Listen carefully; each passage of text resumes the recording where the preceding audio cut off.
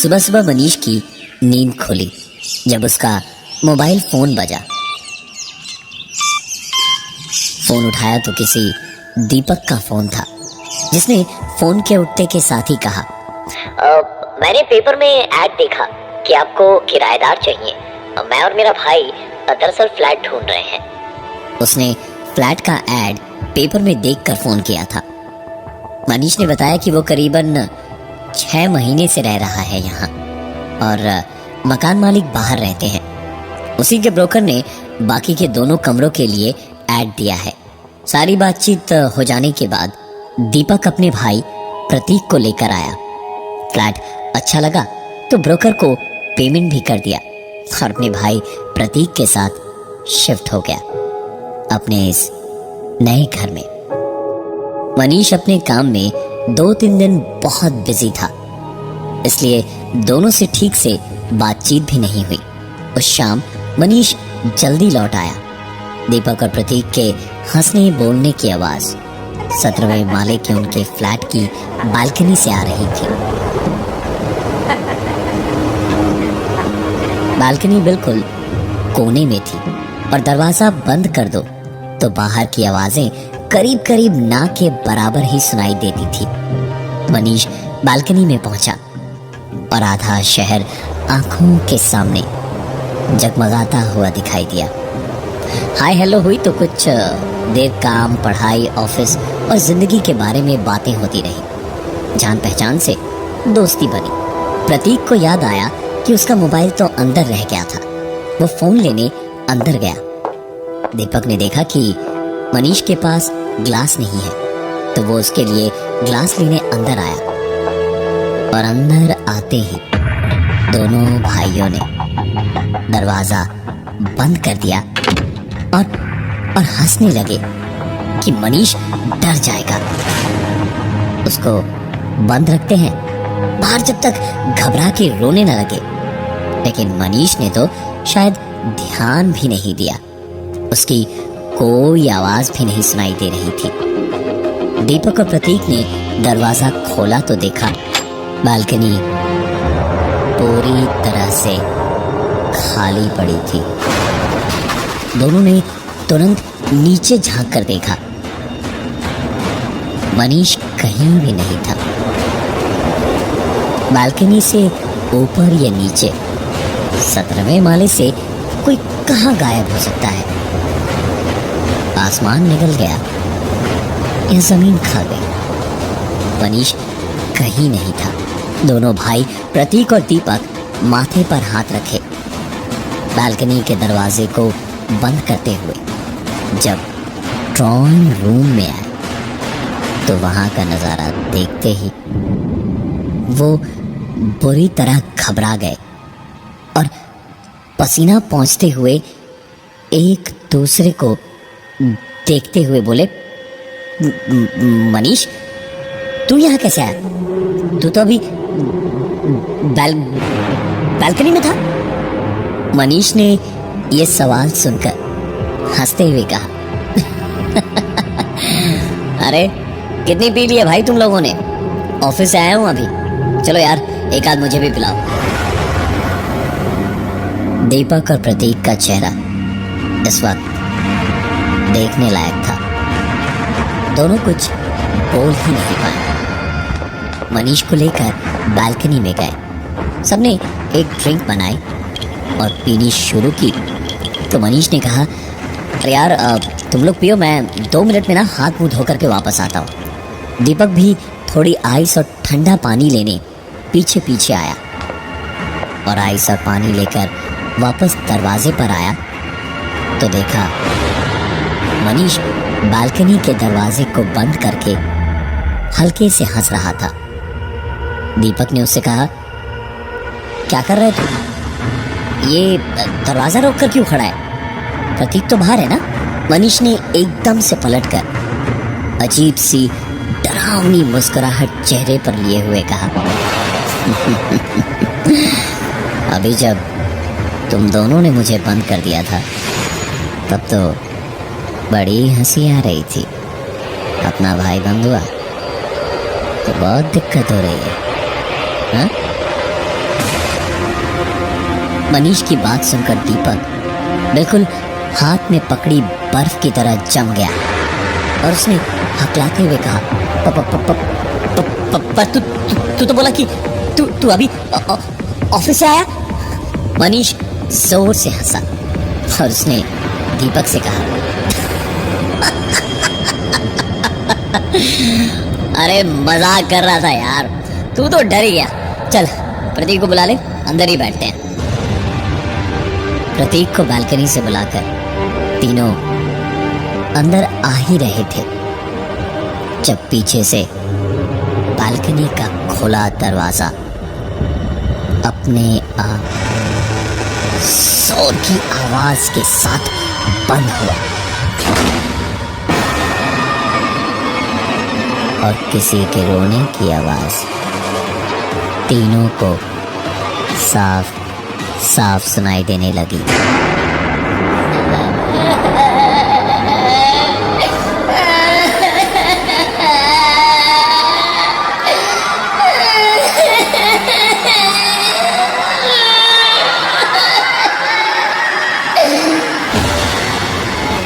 दरवाजा धीरे से खोलकर बाहर झांका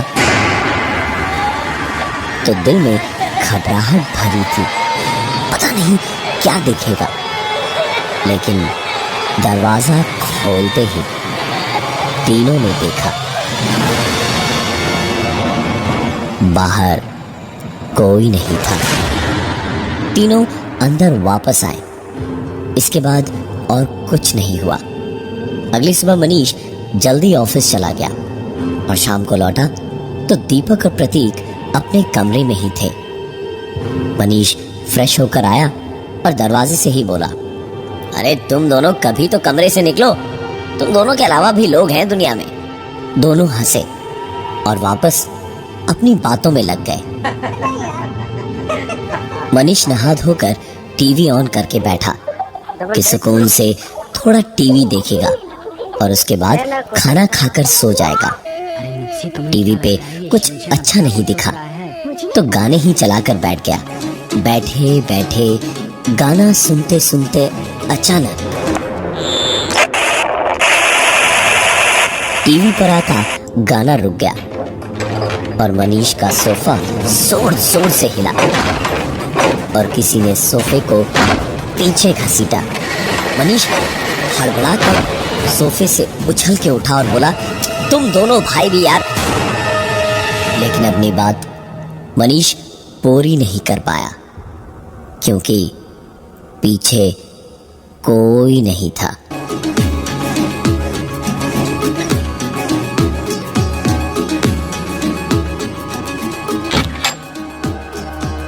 टीवी पे गाने की आवाज वापस आई और अपने कमरे का दरवाजा खोलकर दीपक और प्रतीक बाहर आए।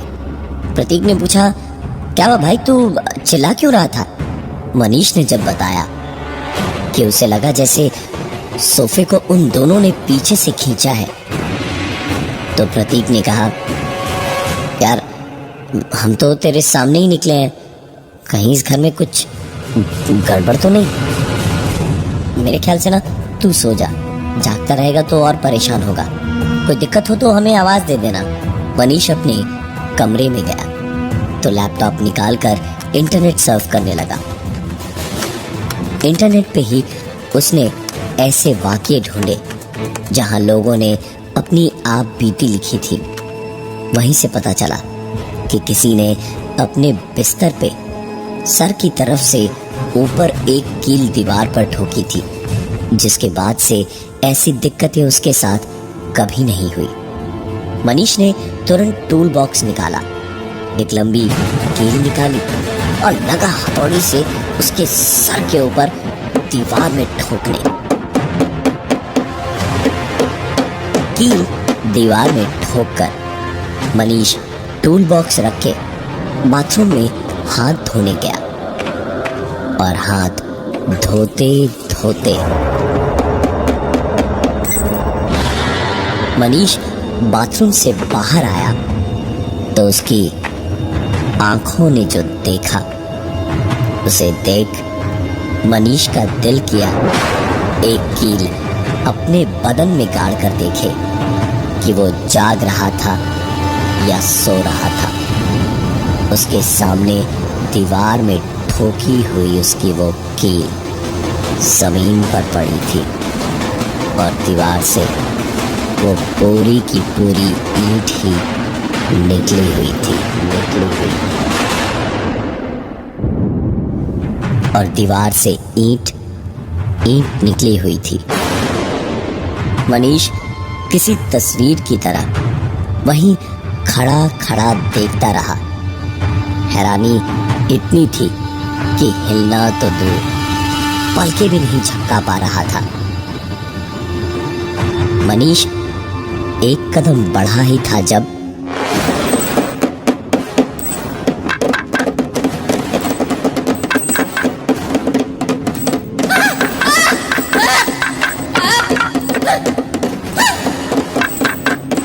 पूरे कमरे में दीवार में लगी हर एक कील जमीन पर निकल के गिरती जा रही थी।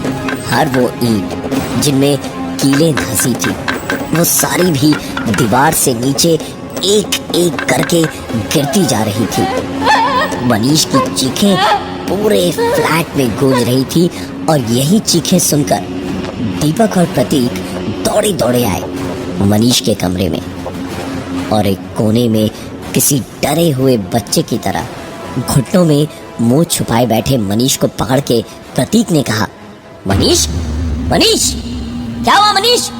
अरे तू ठीक तो है? मनीष क्या हुआ तुझे?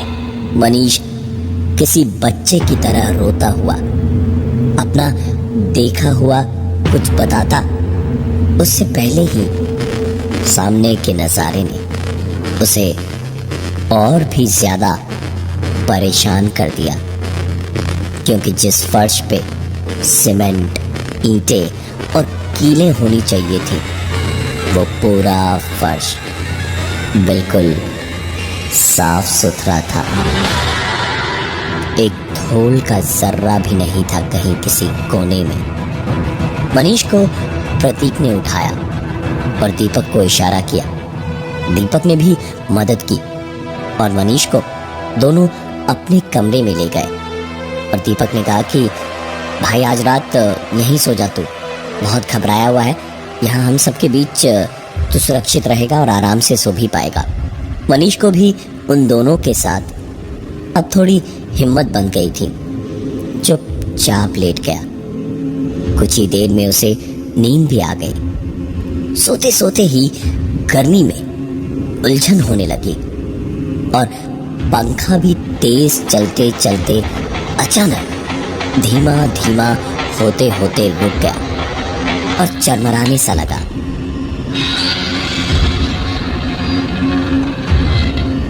मनीष एकदम से उठा तो अंधेरे में उसके माथे से कुछ टकराया। कमरे के बाहर से आती हल्की रोशनी में मनीष ने जो देखा उससे एक बार फिर उसकी चीख हालत में ही अटक के रह गई। पंखे से एक लाश लटक रही थी जिसके पैरों से मनीष का सर टकराया था। मनीष ने आंखें मलकर वापस ऊपर देखा तो लाश वहां नहीं थी। मनीष उठकर पानी पीने गया और पानी पीते पीते ही उसने सुना, इस बार क्या दिखेगा? यही सोचता हुआ मनीष किचन में गया तो आज पहली बार सामने कुछ ऐसा दिखा जिससे उसे डर नहीं लगा बल्कि राहत मिली। सामने प्रतीक था। मनीष को देखकर उसने पूछा तो मनीष ने उसे पंखे से लटकती लाश के बारे में बताया।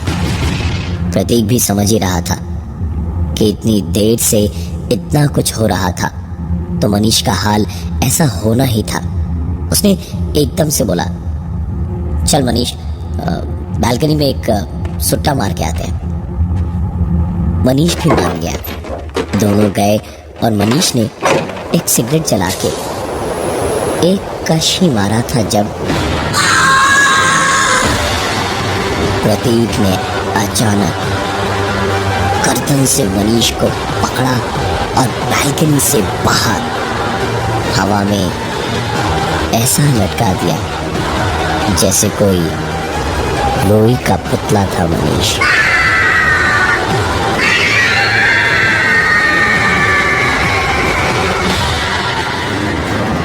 चीखता चिल्लाता मनीष अब तो आखिरकार जीने की उम्मीद छोड़ ही चुका था, जब कहीं से जिंदगी का मसीहा बनके दीपक आया और बालकनी से लटके हुए मनीष को किसी तरह खींच के ऊपर लाया। मनीष से हांफते हुए घबराए हुए दीपक ने कहा, अरे भाई तू पागल हो गया क्या? यहाँ से लटक के मरना है? इतनी रात तू यहाँ क्या कर रहा है? मनीष गुस्से में उसी पर पलट के चिल्लाया, पागल मैं नहीं हूँ, पागल तेरा भाई प्रतीक है, उसी ने मुझे मारने की कोशिश की है, तुम्हारा भाई ये सब कर रहा है, उसी ने मुझे मारने की कोशिश की है, प्रतीक ने, प्रतीक ने, प्रतीक ने। दीपक इस बात पे बुरी तरह से बिफर पड़ा और गुस्से में दांत पीसते हुए उसने कहा, साले तू पागल ही हो गया है, ये देख प्रतीक सो रहा है वहां पर। एक बार फिर से चौंकने की बारी मनीष की ही थी, क्योंकि प्रतीक गहरी नींद में कमरे में सो रहा था। मनीष चुपचाप वहां से अपने कमरे में चला गया और उसने दरवाजे को बंद कर दिया। दीपक ने भी जब देखा कि किसी भी कमरे में सोए दिक्कतें कहीं भी हो सकती हैं, उसने भी कुछ कहा नहीं। मनीष अपने कमरे में जाके लेटा तो नजर दीवार पर उसी की लगाई उस कील पर गई। अभी तक हुए इतने सब हादसों से मनीष जैसे खुद से ही परेशान हो गया था। मन ही मन उसने खुद से कहा, जब से ये कील ठोकी है तभी से दिक्कतें शुरू हुई है, अभी निकाल के बाहर करता हूं इसे। मनीष ने प्लायर्स निकाले और कील निकालने को जैसे ही आगे बढ़ा तो एक आवाज गूंजी,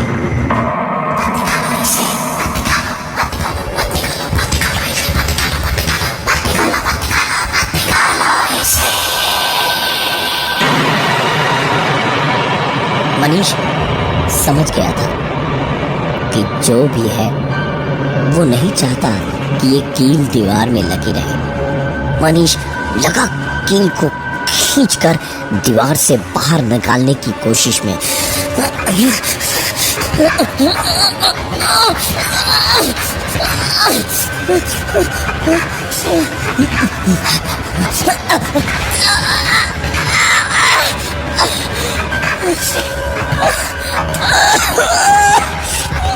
क्या हो रहा है मेरे साथ? पूरी ताकत से कोशिश करके भी कील टस से मस नहीं हुई और मनीष की हर बढ़ती कोशिश में वो आवाज और बढ़ती गई।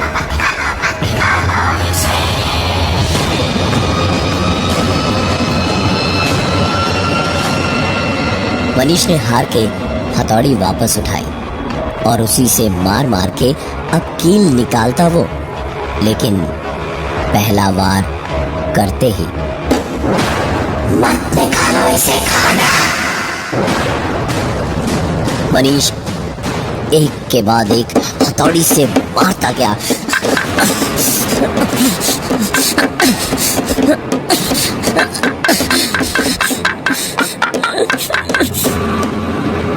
लेकिन वो कील नहीं निकली।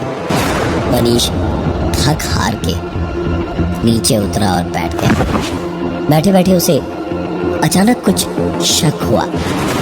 मनीष ने लैपटॉप ऑन किया और इंटरनेट पर छांटना शुरू किया। जैसे ही उसने दीपक और प्रतीक एक साथ लिखकर सर्च किया, उसकी आंखें रिपोर्ट पढ़ के फटी की फटी रह गई। अब मनीष को सब समझ आ रहा था। हम तो तेरे सामने ही निकले हैं, कहीं इस घर में कुछ गड़बड़ तो नहीं? चल मनीष, बालकनी में एक सुट्टा मार के आ। दीपक और प्रतीक दोनों भाई तो थे, लेकिन प्रतीक 4 साल पहले मर चुका था। मनीष ये सारी बातें अपने लैपटॉप पे पढ़ ही रहा था जब उसे अपने ठीक पीछे किसी की गर्म सांसों का एहसास हुआ।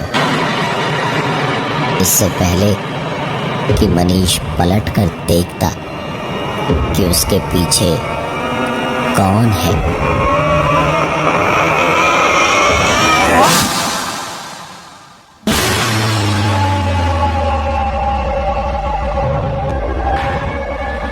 मनीष आज भी पुलिस फाइल्स में लापता है। रिपोर्ट्स के मुताबिक उस फ्लैट में सिर्फ 2 लड़के रहते थे, दीपक और मनीष। दीपक के खिलाफ कोई सबूत कहीं था ही नहीं। एक फ्लैट ठाकुर साहिब ने किराए पर देने का एड पेपर में दिया तो उनके पास एक फोन आया। फोन उठाया तो उधर से किसी ने कहा, मैंने पेपर में ऐड देखा कि आपको किराएदार चाहिए। मैं और मेरा भाई नया फ्लैट ढूंढ रहे हैं। कब देखने आए आपका फ्लैट?